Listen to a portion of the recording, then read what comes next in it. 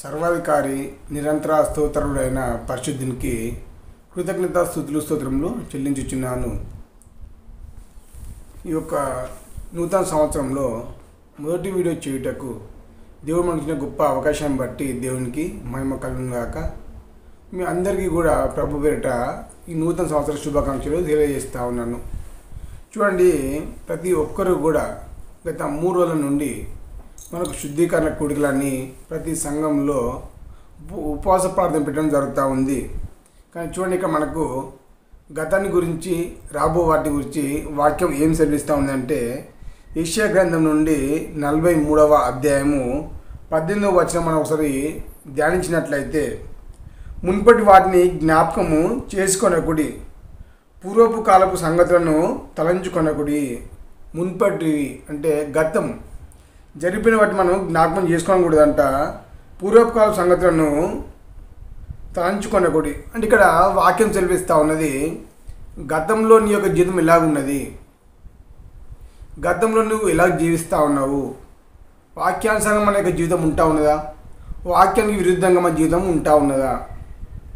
మనము నూతన సంవత్సరం వచ్చే ముందు మన యొక్క హృదయాన్ని మనము సరి చేసుకొని దేవునికి ఆయాసకరమైనవి మనలో ఉన్నట్లయితే, మనలో ఉన్న పాపము దోషములు సమస్య కలుషములు ఏమున్నా కానీ వాటిని సరి చేసుకొని ఒక నూతన సంవత్సరం మనం అడుగుపెట్టాలని వాక్యం అయితే సెలవిస్తూ ఉండేది. కానీ చూడండి, మనము మనలో సహజంగా ప్రతి విషయాన్ని కూడా పదే నెమరు వేసుకుంటూ ఉంటాము, పదే జ్ఞాపకం చేసుకుంటూ ఉంటాము. ప్రియమైన వారులారా గమనించండి, దేవుని యొక్క సంగమా, దేవుని ప్రజలారా, చూడండి, మున్పటి వాటిని జ్ఞాపకము చేసుకొనకుడి, పూర్వకాలపు సంగతులను తలంచుకోకూడదు.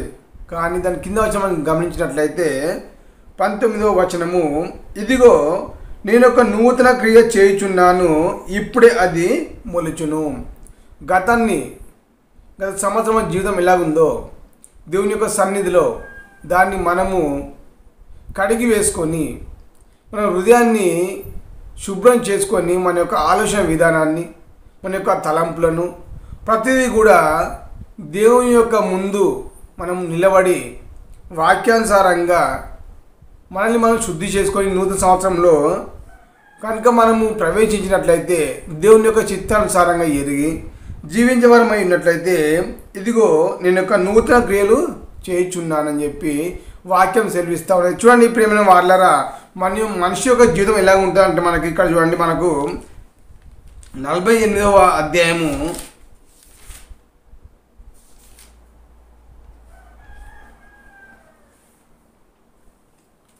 48వ అధ్యాయంలో చూసినట్లయితే మనకి దేవుడు కొన్ని క్రొత్త సంగతులను, మనకు తెలియని సంగతులను తెలియజేసినట్లుగా వాక్యం సెలవిస్తూ ఉన్నది. చూడండి, 48వ అధ్యాయం చివరి భాగంలో చూసినట్లయితే, తెలియని మరుగైన క్రొత్త సంగతులను నేను ఇక మీద నీకు తెలియచేయుచున్నాను, అవి పూర్వకాలమున సృష్టింపబడినవి కావు, అవి ఇప్పుడు కలిగినవియే, అవి నాకు తెలిసే ఉన్నవి నీకు చెప్పకున్నట్లు ఈ దినం నాకు ముందు నీవు వాటిని విని ఉండలేదు. మనకు చేసే గొప్ప కార్యములు మేలు ఏవై ఉంటా ఉన్నాయో క్రొత్త సంగతి మనం చెప్పాం కదా 43వ అధ్యాయంలో, ఇదిగో నేను యొక్క నూతన క్రియ చేయుచున్నాను, ఇప్పుడే అది మొలుచును. అవి ఇది వరకు లేని క్రొత్త సంగతులు, ఇంతమంది చూడని కార్యములు చూడబోతున్నట్లుగా వాక్యం అయితే సెలవిస్తూ ఉన్నది. మరి మన జీవితం ఎలా ఉంటా ఉండాలి, అది మనం గమనిస్తూ ఉండాలి. మన యొక్క జీవితము ఎలా ఉంటా ఉన్నది, మనం ఏ విధంగా జీవిస్తూ ఉంటాము. సాధారణంగా ప్రతి ఒక్కరూ కూడా మనం దేవుణ్ణి ఆరాధించే విధానం కావచ్చు, దేవుణ్ణి జీవించే విధానం కావచ్చు, మన ప్రార్థన జీవితము ప్రతి ఒక్కరు చూసినట్లయితే చూడండి, ఇదే యెషయా గ్రంథం నుండి 29వ అధ్యాయము ప్రియమైన వారు గమనించండి, మనిషి యొక్క స్వభావము ఇక్కడ దేవుడు మనకు తెలియపరుస్తూ ఉన్నాడు. గ్రంథకర్త ద్వారా మనకు చెప్పబడిన మాటలు చూసినట్లయితే యెషయా గ్రంథము 29వ అధ్యాయము 13వ వచనము, ప్రభువు ఇలాగూ సెలవిచ్చుచున్నాడు. దేవుడు చెప్పబడిన మాటలు, ప్రజలు నోటి మాటతో నా యుద్ధకు వచ్చుచున్నారు, పెదవులతో నన్ను ఘనపరచుచున్నారు, కానీ మీది మాటలకు లోపల మన హృదయశుద్ధి లేకుండా నామకే వాస్తే మనము పెదవులతో ఘనపరిచి మన హృదయంలో చెడుతో నిండుకొని అసహ్యము, కలహములు, ద్వేషములు, పగలు ఉన్నట్లయితే మనకి జీవితం గురించి చెప్పడం మాట చూడండి. తమ హృదయమును నాకు దూరంగా చేసుకొని ఉన్నారు. పాపం నీలో ఉన్నట్లయితే, నాలో పాపం ఉన్నట్లయితే, వ్యక్తిగతంగా నీవైనా నేనైనా మన యొక్క హృదయశుద్ధి లేకుండా మన యొక్క ఇష్టానుసారంగా జీవిస్తూ వాక్యానికి లోబడకుండా దేవుణ్ణి నువ్వు ఆరాధించినట్లయితే, దేవుణ్ణి స్తుతించేవాడిగా ఉన్నట్లయితే అది వ్యర్థంగా మనకు వాక్యం సెలవిస్తూ ఉన్నది.